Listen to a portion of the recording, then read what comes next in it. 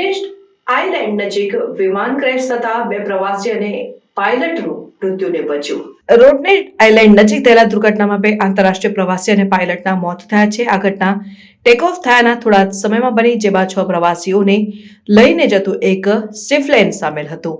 સ્વિફ્ટલેન્ડ જે શેષના 208 કેરાવાન હતું અને સ્વાન રિવર સ્વિફ્ટલેન્ડ્સ દ્વારા સંચાલિત હતું. તે એક પથ્થરની રચનાને ટકરાયા પછી સમુદ્રમાં ક્રેશ થયું. મૃતકોમાં 65 વર્ષીય સ્વિસ મહિલા, 60 વર્ષીય ડેનિશ પુરુષ અને પર્થના 34 વર્ષીય પાયલટનો સમાવેશ થાય છે. અન્ય 3 મુસાફરોને ઈજા થઈ હતી અને તેમને પર્થના હોસ્પિટલમાં સારવાર માટે લઈ જવામાં આવ્યા હતા. પ્રત્યક્ષદર્શીઓને આ દુર્ઘટનાને ભયાનક દ્રશ્ય તરીકે વર્ણવ્યું, જેમાં વિમાન પાણીમાં નાકની દિશામાં તૂટી પડ્યું અને તૂટી ગયું. બચાવ પ્રયાસો તરત જ શરૂ કરવામાં આવ્યા, જેમાં નાગરિક અને પેટ્રોલ બોટ સ્થળ ઉપર મદદ માટે દોડી આવી.